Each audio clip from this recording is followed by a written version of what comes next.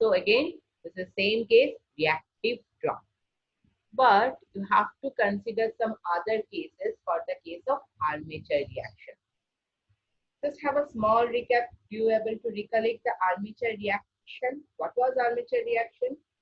That is the effect of the armature current on the stator. Here, for the case of alternator, you would have try to remember where is the stator? The stator is in rotor.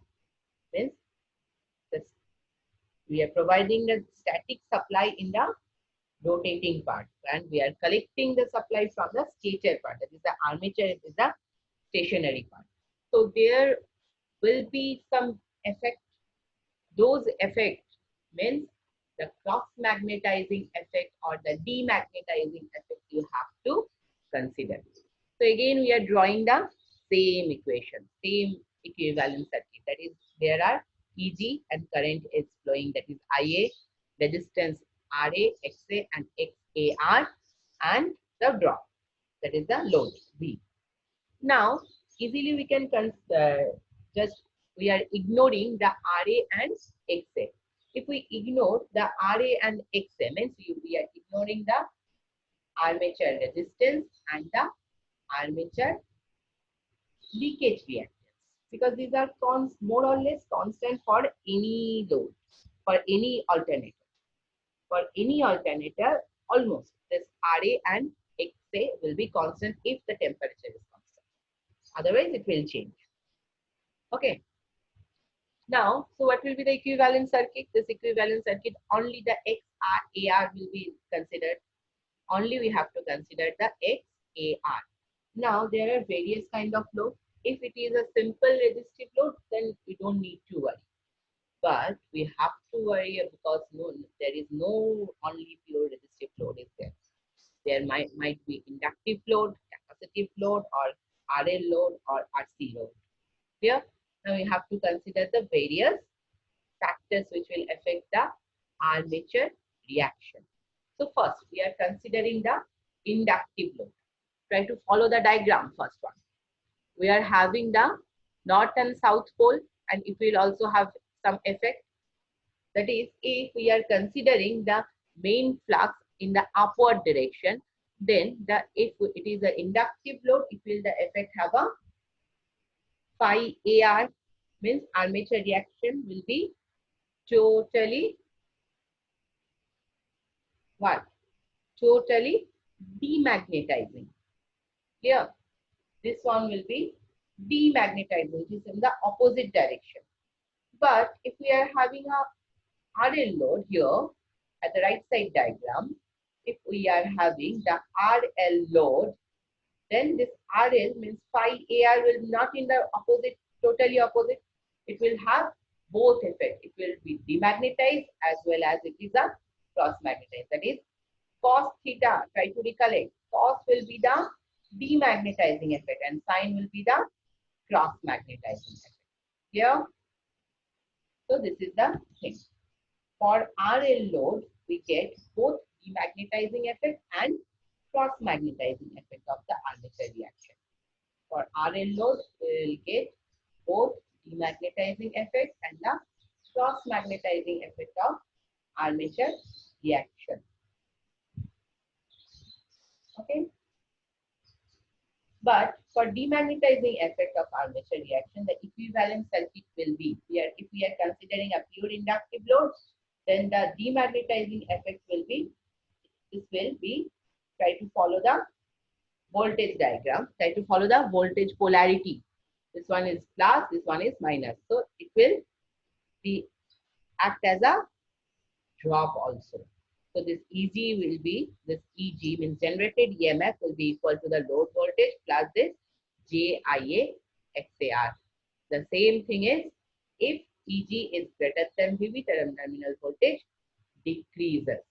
Here, if it is a inductive load, so try to consider if you are having the RL load or the inductive load, the terminal voltage will decrease due to the demagnetizing effect. Here, That is the armature reactions demagnetizing effect. So you have to consider this one. For the inductive load, it will decrease.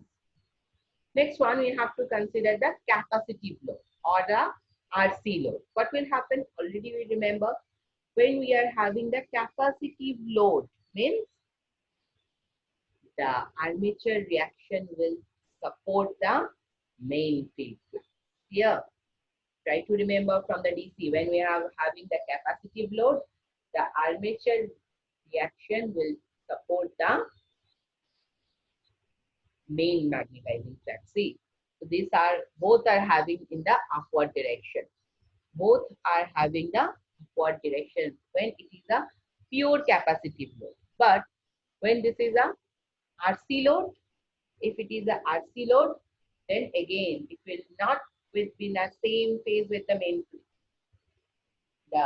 It will not be in the same field flux with the main field. Okay, this will also have two parts. One is cos, another one is sine. The cos will support it.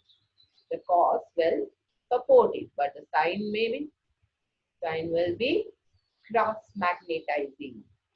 Clear? So for pure inductive load, we get only magnetizing effect. But for RC load, both magnetizing effect and cross magnetizing effect of armature reaction will be there. Here, just have a small recap again. For the inductive load, we have pure demagnetizing. For RL load, we are having both demagnetizing as well as cross magnetizing. Similarly, when it is a capacitive load, we are having only magnetizing effect. But when it is a RC load, we will also have magnetizing as well as cross magnetizing. Whenever there is a sine component, it will cross magnetize the main field. Okay. So for magnetizing effect of armature reaction, the equivalent circuit we are considering, this again the polarity is different. Means this load will now support the EG here. So the KVL equation will become EG plus JIA XAR equals to V. Means the terminal voltage will be more than the alternator voltage. Here, the terminal voltage, the terminal load voltage will be more than the alternator voltage. So this is a very important part. You have to understand the various factors we have to considering for the case of terminal voltage of the alternator. Here, RA, XA and armature reaction. Here, RA and XA will be almost constant when the temperature is constant. Otherwise, it will vary, but depending upon the load, there is armature reaction. It will also vary. Here, if you are having any doubt, call me.